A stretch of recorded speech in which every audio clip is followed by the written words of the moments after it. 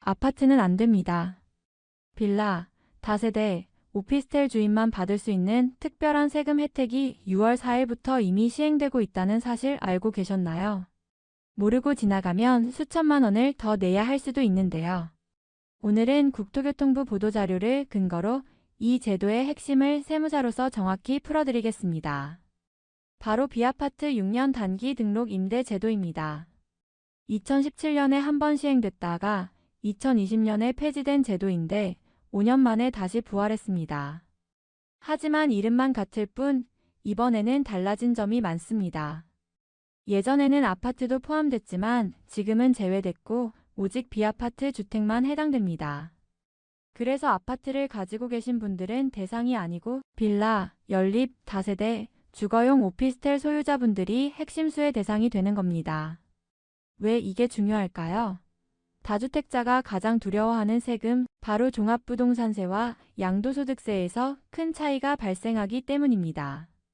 예를 들어 아파트와 빌라를 동시에 가지고 있다면 원래는 합산해서 종부세를 내야 하지만 빌라를 단기 임대 등록하면 합산 대상에서 빠져서 종부세를 줄일 수 있습니다. 또 양도세 중과도 피할 수 있고 1주택자 특례도 유지할 수 있어요. 즉, 아는 사람은 절세 기회를 잡고 모르는 사람은 그대로 세금을 더 내는 겁니다. 저는 세무사 김세영입니다. 오늘 이 영상을 통해 내가 해당이 되는지, 어떤 혜택을 받을 수 있는지 반드시 확인해 보시길 바랍니다. 영상을 끝까지 보시면 절세 전략을 훨씬 똑똑하게 세우실 수 있을 겁니다. 그리고 이런 중요한 제도가 바뀔 때마다 가장 먼저 정확하게 소식을 받고 싶으시다면 구독과 좋아요 꼭 눌러주시기 바랍니다. 여러분의 자산을 지켜드리는데 큰 힘이 됩니다.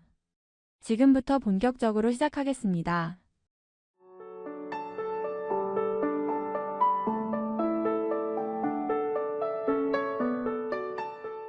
1.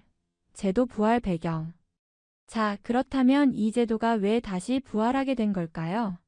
먼저 시간을 조금 거슬러 올라가 보겠습니다. 2017년 정부는 민간 임대 공급을 활성화하겠다며 단기 등록 임대 제도를 도입했습니다. 당시에는 아파트까지 포함해서 의무 임대기간 4년을 채우면 종부세, 양도세 같은 세금 혜택을 받을 수 있었죠. 그래서 많은 분들이 임대사업자 등록을 했습니다. 그런데 문제는 예상치 못한 부작용이었습니다. 일부 투기 수요가 유입되면서 시장이 불안해지고 임차인 보호가 충분히 이뤄지지 않는다는 지적도 커졌습니다.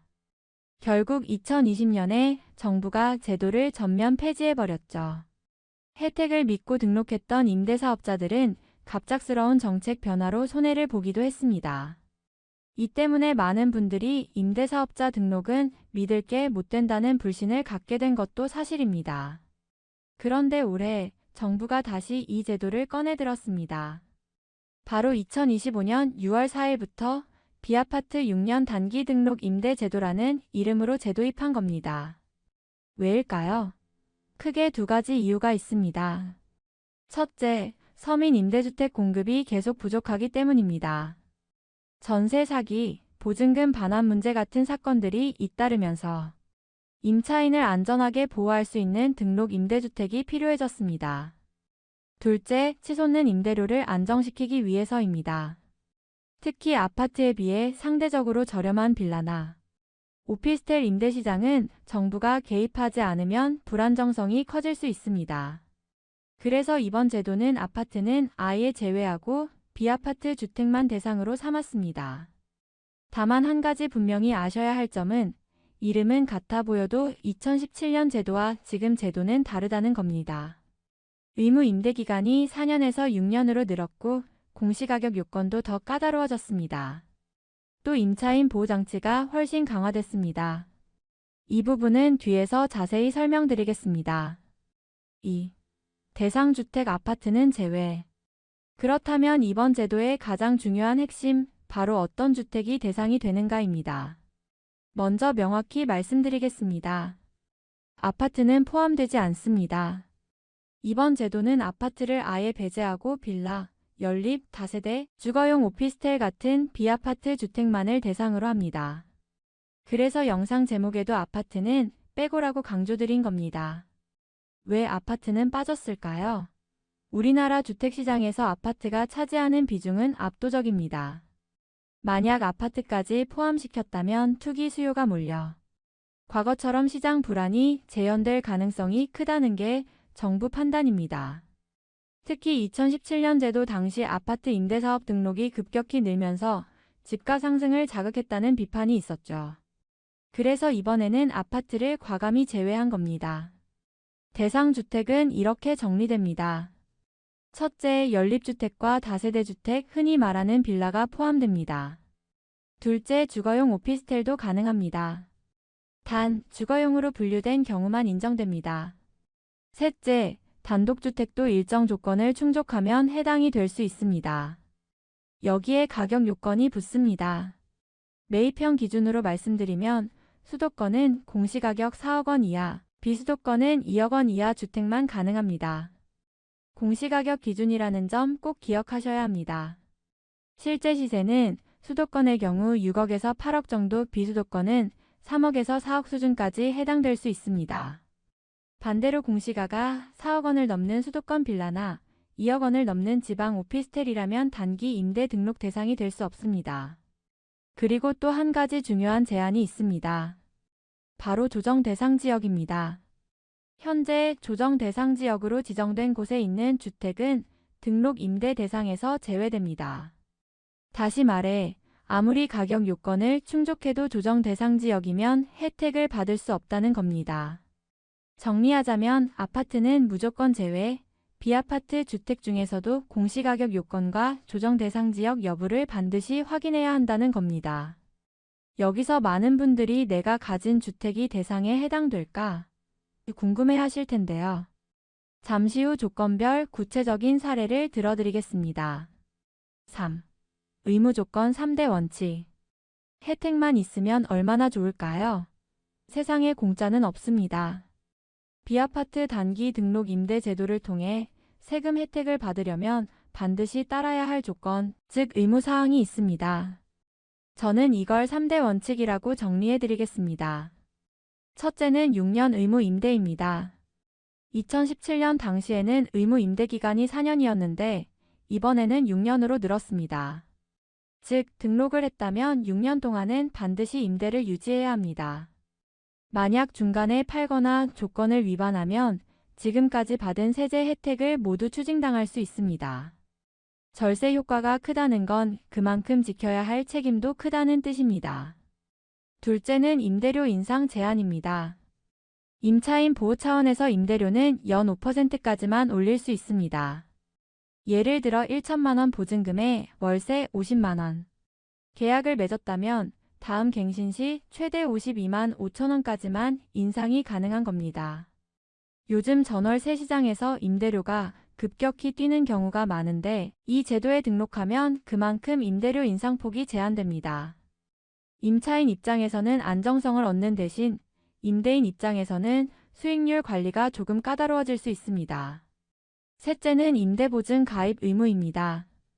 이번 제도에서 가장 강화된 부분인데요. 주택도시보증공사가 인정하는 감정가 기준으로 보증보험에 가입해야 합니다. 과거에는 임대사업자가 임의로 감정가를 부풀려서 문제가 되는 경우가 있었는데 이제는 허그가 지정한 감정평가 기관을 통해 산정된 가격만 인정됩니다. 덕분에 임차인은 보증금 반환 리스크가 줄어드는 반면 임대인에게는 의무 비용이 추가되는 셈이죠. 정리해드리면 6년간 임대 유지, 임대료 연 5% 상한, 임대보증 가입 이 세 가지를 반드시 지켜야만 세제 혜택을 유지할 수 있습니다. 특히 종부세 합산 배제나 양도세 중과 배제 같은 절세 효과를 기대하신다면 이 조건들을 끝까지 충실히 이행해야 한다는 점 꼭 기억하시기 바랍니다. 이제 여기서 중요한 질문이 하나 생깁니다. 이렇게 의무를 지키면 구체적으로 어떤 세금 혜택을 누릴 수 있을까요? 바로 다음 파트에서 핵심인 세금 혜택을 차례대로 짚어드리겠습니다. 4. 세금 혜택 핵심. 이제 많은 분들이 가장 궁금해하실 부분, 바로 세금 혜택입니다. 이번 비아파트 6년 단기 등록 임대 제도의 매력은 단연 세금 절세 효과에 있습니다. 크게 세 가지로 정리할 수 있습니다. 첫째, 종합부동산세 합산 제외입니다. 다주택자라면 종부세 부담이 가장 크죠. 예를 들어 10억짜리 아파트 한 채와 4억짜리 빌라를 보유하고 있다고 가정해 보겠습니다. 원래라면 두 집의 공시가격을 합산해 14억으로 계산하니 다주택자로 분류되어 종부세를 내야 합니다. 하지만 이 4억짜리 빌라를 단기 임대 등록하면 종부세 계산에서 빠집니다. 결과적으로 여전히 10억짜리 아파트 한 채만 가진 1주택자로 간주되어 종부세 부담이 사라지는 겁니다. 다주택자라면 이 차이가 수백만 원, 심지어 수천만 원까지 날 수 있습니다. 둘째, 양도소득세 중과 배제입니다. 현재 다주택자가 집을 팔면 기본 세율의 10%에서 20%가 중과세로 붙습니다. 하지만 등록 임대주택은 중과 대상에서 빠지기 때문에 일반 세율만 적용됩니다. 특히 집값이 높은 수도권에서는 양도세 절감 효과가 상당히 큽니다. 셋째, 1주택자 특례 유지입니다. 이 부분은 1주택자분들에게 매우 중요한 혜택입니다. 예를 들어 본인이 거주하는 아파트 한 채가 있고 추가로 빌라를 사서 임대 등록을 하면 원래는 2주택자가 되지만 이 빌라는 합산에서 제외됩니다. 즉, 여전히 1주택자로 인정받아 본인 거주주택을 매도할 때 양도세 비과세 혜택을 그대로 누릴 수 있는 거죠. 이것은 1 더하기 1은 2가 아니라 1 더하기 임대는 1이 되는 셈입니다. 정리하면 종부세 합산 제외, 양도세 중과 배제, 1주택자 특례 유지. 이 세 가지가 이번 제도의 핵심 세제 혜택입니다. 다만 이런 혜택을 받으려면 앞서 말씀드린 6년 임대 의무와 임대료 제한, 임대보증 가입 등 조건을 반드시 지켜야 합니다. 조건과 혜택은 세트라는 점을 잊지 마셔야 합니다. 그렇다면 이런 변화 속에서 투자자나 주택 소유자 입장에서는 어떤 점을 주의해야 할까요? 바로 다음에서 실제 시장 반응과 함께 살펴보겠습니다. 주의할 점 앤드 시장 반응. 이제 중요한 부분입니다. 혜택만 보고 덜컥 등록했다가 낭패를 볼 수도 있기 때문에 반드시 주의하셔야 합니다. 크게 세 가지 포인트로 정리해 드리겠습니다. 첫째, 등록 기한입니다. 종합부동산세 합산 배제 혜택을 받으려면 올해 9월 30일까지 등록을 마쳐야 합니다. 이 기한을 놓치면 올해 종부세 혜택은 받을 수 없고 내년부터 적용되기 때문에 시점 계산이 아주 중요합니다. 둘째, 정책의 불확실성입니다. 많은 임대사업자분들이 가장 불신하는 부분이 바로 이겁니다. 과거 2017년에 등록했다가 2020년에 갑작스럽게 제도가 폐지되면서 세제 혜택이 사라지는 경험을 했기 때문에 이번에도 중간에 바뀌면 어떡하나 하는 우려가 있습니다. 정책 신뢰성이 낮다는 점 반드시 감안하고 접근해야 합니다. 셋째, 의무와 비용 부담입니다. 임대료 상한 5%, 6년간 임대 유지, 임대보증 가입 등은 모두 임대인에게 제약과 비용을 줍니다. 특히 보증보험 가입 시 허그 인정 감정가 기준으로 가입해야 하기 때문에 과거처럼 임의로 조정해 유리하게 운영할 수 없습니다. 임대인 입장에서는 수익률이 낮아지는 요인이 될 수 있습니다. 그렇다면 시장의 반응은 어떨까요? 현재 분위기는 크게 갈립니다. 일부 투자자들은 종부세와 양도세 절세가 가능하다면 충분히 고려할 만하다는 긍정적인 시각을 보입니다. 반면 또 다른 쪽에서는 아파트를 빼놓고 B아파트만 대상으로 한 건 효과가 제한적이다. 조건은 까다로운데 혜택은 생각보다 크지 않다라는 비판도 나옵니다. 실제로 전문가들 중에서는 이번 제도를 두고 반쪽짜리 정책이라고 평가하는 목소리도 적지 않습니다. 특히 지방 부동산 시장에서는 아파트 미분양이 심각한 상황인데 정작 이런 아파트는 포함되지 않으니 정책 효과가 제한적이라는 지적도 나옵니다. 반대로 빌라나 오피스텔 시장은 어느 정도 숨통이 트일 수 있겠지만 임대사업자 입장에서는 제약이 많아 쉽게 참여하지 못할 수 있다는 분석도 있습니다. 결국 이 제도는 누구에게는 분명 기회가 되지만 누구에게는 오히려 발목을 잡을 수 있습니다. 따라서 무조건 등록하기보다는 내 상황에서 종부세, 양도세, 그리고 임대 수익률까지 꼼꼼히 계산한 뒤 판단하셔야 합니다. 자, 이제 정리해 보겠습니다. 이번 B아파트 6년 단기 등록 임대 제도는 분명히 세금 혜택이라는 강력한 장점이 있습니다. 종합부동산세 합산 배제, 양도세 중과 배제, 1주택자 특례 유지까지 다주택자와 1주택자 모두에게 절세 기회를 줄 수 있습니다. 하지만 동시에 6년 의무 임대, 임대료 5% 상한, 임대보증 가입 같은 까다로운 조건도 함께 따른다는 점을 절대 잊으시면 안 됩니다. 따라서 판단 기준은 단순합니다. 내 상황에서 혜택이 비용과 의무를 충분히 상쇄하는가입니다. 예를 들어 종부세 부담이 큰 다주택자라면 이번 제도가 절세의 돌파구가 될 수 있습니다. 하지만 임대 수익률이 낮거나 정책 변동 리스크를 감당하기 어렵다고 생각된다면 신중히 접근하는 게 맞습니다. 특히 중요한 포인트 다시 한번 강조드립니다. 올해 9월 30일까지 등록을 완료해야 종부세 합산 배제 혜택을 누릴 수 있습니다. 이 기한을 놓치면 절세 효과는 1년 뒤로 밀리기 때문에 관심 있는 분들은 반드시 달력에 표시해 두시길 권해드립니다. 결국 이번 제도의 핵심 메시지는 이것입니다. 많이 가진 사람이 유리한 게 아니라 가진 것을 얼마나 지혜롭게 활용하느냐가 진짜 차이를 만든다. 정부가 제시한 기회를 활용할지 말지는 결국 각자의 선택이지만 적어도 정확히 알고 결정하는 것, 그것이 진짜 현명한 절세 전략입니다. 저는 세무사 김세영이었습니다. 오늘 영상이 도움이 되셨다면 구독과 좋아요 눌러주시고 더 많은 분들이 알 수 있도록 공유도 부탁드립니다. 그리고 여러분은 어떻게 생각하시나요? 이번 제도 아파트까지 포함해야 한다고 보시나요? 아니면 B아파트만으로 충분하다고 보시나요? 여러분의 의견을 댓글로 남겨주시면 끝까지 읽어보겠습니다.